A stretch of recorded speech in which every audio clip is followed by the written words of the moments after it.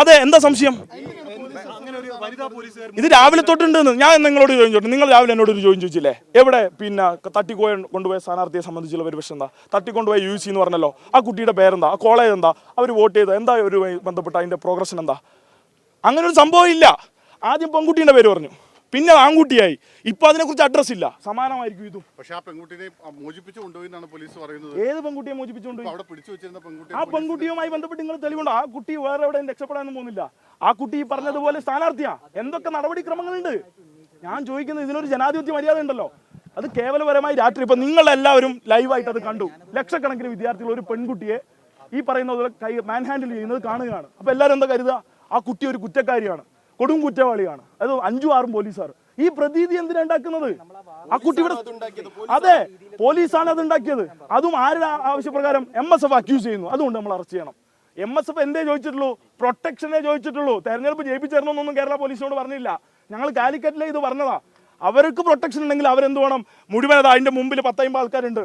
ഈ കാണുന്ന മൊത്തം ഈ ചുറ്റുവട്ടത്തുള്ള എല്ലാ മധ്യവയസ്കരായിട്ടുള്ള ലീഗിന്റെ നേതാക്കന്മാർ, ജമാഅത്ത് ഇസ്ലാമി, SDPI എല്ലാവരും ഇവിടെ ഉണ്ട്. അവർക്ക് പോയി പ്രൊട്ടക്ഷൻ കൊടുക്കുക. പോളിംഗ് സ്റ്റേഷനിൽ ഒരു കടലാസുമായി ഓടിപ്പോകുന്ന ഒരു വിദ്യാർത്ഥിനിയെ, അതായത് സ്ഥാനാർത്ഥിയാണ് പിന്നീടാണ് പോലീസ് മനസ്സിലാക്കുന്നത്, അങ്ങനെയാണ് പിടിച്ചു വെച്ചതെന്നാണ് പോലീസ് അടക്കം പറയുന്നത്. ഇത് ഈ പറയുന്ന അടിസ്ഥാനം എന്താണ്? അതിനെന്താണ് തെളിവ്? ഞാൻ ആവർത്തിച്ച് ചോദിക്കുന്നത്, എന്താണ് തെളിവ്? ആ തെളിവിന് അടിസ്ഥാനം MSFന്റെ മിയർ അക്യൂസേഷൻ ആണ്. ആ അക്യൂസേഷൻ എങ്ങനെ കൈകാര്യം ചെയ്യണം പോലീസ്? അല്ല, അത് അങ്ങനെയാണ് കാര്യങ്ങൾ പോകുന്നത്. അങ്ങനെയാണ് പോകുന്നത്. ഇപ്പൊ പറഞ്ഞല്ലോ, ഈ ദീപ്തി SI എന്തിനാണ് ഇത്ര പ്രൊവോക്കിംഗ് ആയിട്ട് സ്റ്റേറ്റ്മെന്റ് നടത്തേണ്ട കാര്യം എന്താ? പോടാന്നൊക്കെ വിളിക്കേണ്ട കാര്യം എന്താ? വിദ്യാർത്ഥി സംഘടന പ്രവർത്തകരെ പോടാ, നീ ചെയ്യുന്ന പോലെ ചെയ്യ്, ഇങ്ങനെ ആക്ഷേപിക്കുക, പ്രശ്നം രൂക്ഷമാക്കുക. എന്തിനാ ഞാൻ ഇവിടുത്തെ കൺസേൺ ആയിട്ടുള്ളത് ടൗൺ SHO ആണ്. ടൗൺ SHOനോട് കുറെ നേരമായി ഞങ്ങൾ പറയുന്നു, നിങ്ങൾ പോലീസ് എന്ന് പറഞ്ഞാൽ ക്രമസമാധാന പാലനല്ലേ? അവരെ കാണുന്നില്ല. ക്രമസമാധാന പാലനല്ലേ? ആ ക്രമസമാധാന പാലനം നടത്തണ്ടേ? ഞങ്ങൾ സാധാരണ പോലീസിനെ വിളിച്ചോണ്ട് വന്നിട്ടൊന്നല്ല കണ്ണൂർ സർവകലാശാലയിൽ ഇലക്ഷൻ നടത്താറ്. ഞങ്ങൾ ഇവിടെ 25 വർഷമായി ഇലക്ഷൻ നടത്തുന്നു. ഇലക്ഷൻ നടന്നു വരുന്നു, വിജയിച്ചു വരുന്നു. തീർച്ചയായും അതെ. ഞാൻ നിങ്ങളോട് 2 ചോദ്യവും അങ്ങോട്ട് വെക്കുകയാണ്. എവിടെ തട്ടിക്കൊണ്ടുപോയ UC? ആ UCന്റെ ഡീറ്റെയിൽസ് എവിടെ? ആ UC എവിടുന്നാണ്? എന്താണ് അതിനെക്കുറിച്ച് ഇപ്പോൾ അവരുടെ അഭിപ്രായം?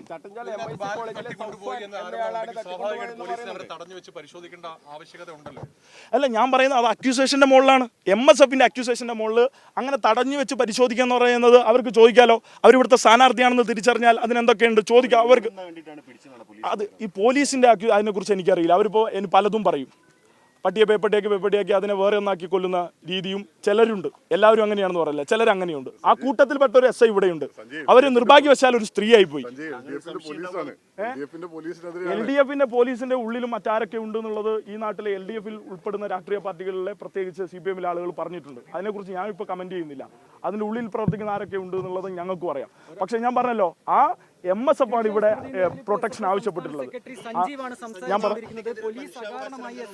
അല്ല, പൂർണ്ണമായും അതെ. ഞാൻ നേരത്തെ പറഞ്ഞു, ഈ ഒരു പെൺകുട്ടിയെ ഇവർക്ക് അങ്ങനെ എന്തെങ്കിലും ഒരു ചോദ്യം ചെയ്യാനായിരുന്നു ഉദ്ദേശമെങ്കിൽ ആ ചോദ്യം ചെയ്യാൻ എന്തൊക്കെ വഴികളുണ്ട്? ആ കുട്ടി ഇവിടുത്തെ സ്ഥാനാർത്ഥിയാണ്. ആ സ്ഥാനാർത്ഥി ഇവിടെ തന്നെയുണ്ട്, ഇപ്പോഴും ഈ ക്യാമ്പസിലുണ്ട്. അപ്പോൾ സ്വാഭാവികമായിട്ട് MSFന് അങ്ങനെ ഒരു അക്യൂസേഷൻ ഉണ്ടെങ്കിൽ ആ കുട്ടിയോട് അവർക്ക് തെളിവോടുകൂടി അത് പറയാമായിരുന്നു. അവർക്ക് എന്ത് ചെയ്യാം? റിട്ടേണിംഗ് ഓഫീസറായിട്ടുള്ള DSSനെ അറിയിക്കാം. അത് ഏറ്റവും വലിയ പ്രശ്നം അവിടെയാണ്. അതാണ് അവർ ചെയ്യേണ്ടത്. അതോടുകൂടി ആ കാൻഡിഡേച്ചർ എന്താവും? റദ്ദാക്കപ്പെടും. അപ്പോൾ ഇത് ചെയ്യേണ്ടതിന് പകരം പോലീസ് നേരിട്ട് ആക്ഷൻ നടത്തി നിങ്ങളെ മൊത്തം വിളിച്ച്, നിങ്ങൾ കണ്ടില്ലേ, ആ ഒരു മരച്ചോട്ടിൽ ആ കുട്ടിയെ നിർത്തി ഒരു കുറ്റവാളിയെ പോലെ പിടിച്ചു നിർത്തിയിരിക്കുകയാണ്. ഇങ്ങനെയാണ് ഒരു പെൺകുട്ടിയെ കൈകാര്യം ചെയ്യേണ്ടത്. അപ്പോൾ ഈ നിലയിലാണ് നേരത്തെ പറഞ്ഞ 2 അക്യൂസേഷൻ. എന്താ സംശയം? ഞങ്ങൾക്കൊരു ഇതുമില്ല. പക്ഷെ നിങ്ങൾ ആ പരാതി ഫോളോ ചെയ്യോ എന്നാണ് ഞങ്ങൾക്ക് അങ്ങോട്ട് ചോദിക്കാനുള്ളത്. ആ പരാതി നിങ്ങൾ ഫോളോ ചെയ്യോ? ആ കാണിച്ചത് തെറ്റാണെങ്കിൽ, ഈ പറഞ്ഞതുപോലെ ഒരു തെളിവും ഇല്ലാത്തൊരു കാര്യമാണ് നടന്നതെന്ന് ഞങ്ങൾ ആവർത്തിച്ച് പറയുമ്പോൾ നിങ്ങൾ അതിനനുസരിച്ച് തിരിച്ച് നറേറ്റ് ചെയ്യാൻ നിങ്ങൾ തയ്യാറാകുമോ എന്നാണ് നിങ്ങളോട് ചോദിക്കാനുള്ളത്. മാന്യമായി തെരഞ്ഞെടുപ്പിനെ നേരിടാൻ MSF പഠിക്കണം. മാന്യമായി തെരഞ്ഞെടുപ്പ് നേരിടണം. തീർച്ചയായും അതെ. എന്താ സംശയം? ഞങ്ങൾ ഈ സമയം വരെ ഏതെങ്കിലും വിധത്തിൽ അങ്ങനെ ഒരു ആക്രമണം നടത്തിയോ? രാവിലെ തൊട്ട് ഇവർ അക്യൂസേഷൻ നടത്തുന്നതല്ലാതെ ഒരു തെളിവും നടത്തിയിട്ടില്ല. ഒരു ഘട്ടത്തിലും ഈ ഘട്ടത്തിലേക്ക് കാര്യങ്ങൾ മാറിയില്ല. അപ്പോൾ ഇവിടെ തെരഞ്ഞെടുപ്പ് അട്ടിമറിക്കാനുള്ള ഒരു ശ്രമം MSFന്റെ ഭാഗത്തു നിന്ന് ഉണ്ടാവുകയാണ്. അത് തിരിച്ചറിയാണ് ഞങ്ങൾ ചെയ്യുന്നത്. അവർ തമ്മിൽ പ്രശ്നമല്ലേ? അത് അവർ തമ്മിലുള്ള പ്രശ്നം ഇതിനകത്ത് നിലനിൽക്കുന്നുണ്ട് എന്ന് കൂടി നിങ്ങൾ മനസ്സിലാക്കിയാൽ മതി. യഥാർത്ഥത്തിൽ ആ പ്രശ്നം കൂടി നിലനിൽക്കുന്നുണ്ട്. അപ്പോൾ യഥാർത്ഥത്തിൽ ഞങ്ങളെ വിരലിലേക്ക് നേരെ വിരൽ ചൂണ്ടുന്നവരോട് പ്രത്യേകം ചോദിക്കേണ്ടത്, ഈ പറഞ്ഞതുപോലെ KSU MSF തമ്മിലുള്ള പ്രശ്നം ഈ സ്ഥാനാർത്ഥികളുമായി ബന്ധപ്പെട്ട് യുജിമാരുമായി ബന്ധപ്പെട്ട് നിലനിൽക്കുന്നുണ്ടോ എന്നും കൂടി നിങ്ങൾ പരിശോധിക്കണം.